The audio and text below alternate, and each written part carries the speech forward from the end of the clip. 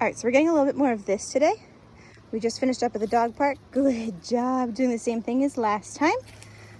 Good girl, she did really well. But I'm getting a little bit more of that resistance, where she would rather turn and face back towards wherever she wants to go, dog park, smell, etc. I have a feeling this has to do with the incident over the weekend. Good. Because if I wait, good girl, you ready?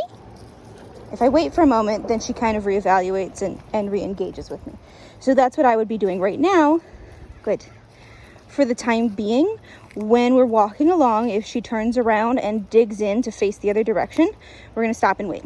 Right? We're going to give her the benefit of the doubt for a little while, because it's not really about being stubborn. It seems like it's much more about concern and uncertainty than anything else. So we're gonna give it the benefit of the doubt for a little bit. Good. Especially if she's not actively dragging us the other direction. So if she pulls a little bit, you can still just wait and hold the tension. Good.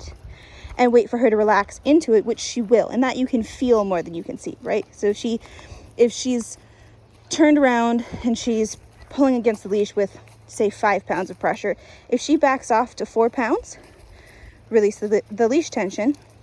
And if she can stand still without immediately stepping forward and turning the tension back on, stand there and wait. And I'll see if I can get another example of that too. We might be done. She's tired.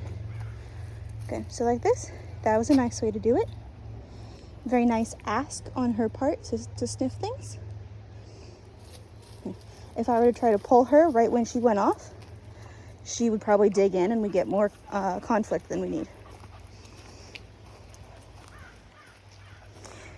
That said, if we're going to pass another dog, do not allow her to fixate on them at all. Right? So she can, like this. Do you mind if I go past you that way real? Perfect timing. We immediately ran into somebody with another huge pit mix. Beautiful dog. Probably wouldn't have had any issue, except that she immediately lunged. Good. So we did have a little bit of a confrontation. Again, dogs didn't meet. We were fine. Good. I'm shaking a little bit right now because there's a bit of an adrenaline jump. So 2 things. Take a breath. Use your nervous system as a timer. You are not done working through an experience like that until your nervous system has calmed down. Use it as a timer for her as well. She's not done processing that until your nervous system is calm. Come on. Good. All I did with that type of confrontation, I stood between her and the other dog, communicated to the other person so that I had enough space to get past them. Good. And if she lunged, I pulled straight up on the leash. That deprives her of any leverage, so she can't drag me. She can't get us into any trouble. And I'm between her and the other dog, so if I need to kick, create space, bump her with my leg, I can do all of that if necessary. The other thing that happened is she started huffing and puffing and fixating. And again, this was 5 seconds of interaction. Come on. But her triggering on that dog set the other dog off. That is 100% her doing, right? So we are also responsible for how she impacts the dogs around us. Look, now she's tired. That was draining. So she's done. She's done working through that. Now, good. I don't want her quite this inhibited, so we're going to spend the rest of the walk relaxing, getting a little bit less inhibition out of her, lowering that so that she is more inclined to go and sniff things and she's moving a little bit more. There, that's better. Good. Good. Good girl. There we go. That was the first check-in. Good job. Good job. Good. And that's another reason why we head home early. Good. is that if I had worked for another 5 or 10 minutes before heading home and we ran into that then, this would be a lot more difficult. Always head home before you think you need to.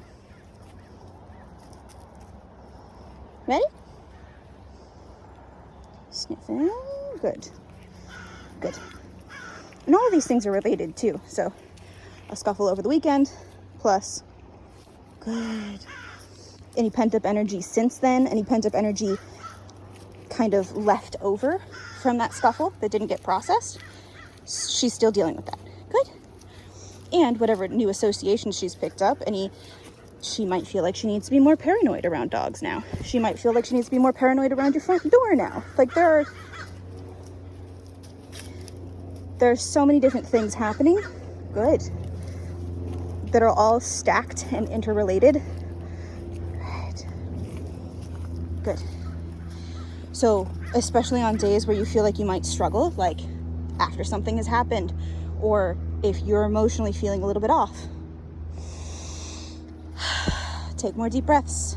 Do something more like this where she can cruise along with more visibility on your part so you can watch out for any dogs and avoid them, and do something that's really low arousal, low stress. Get her moving, work on your communication. Anytime you're working on communication, you're training. Even if it doesn't seem like you've done anything, if you have a really good, uneventful walk, you have had a successful training session. You want uneventful walks.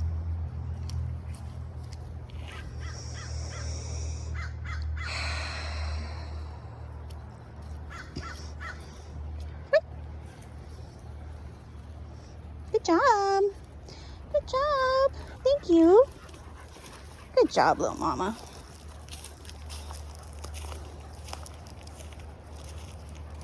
Cruising.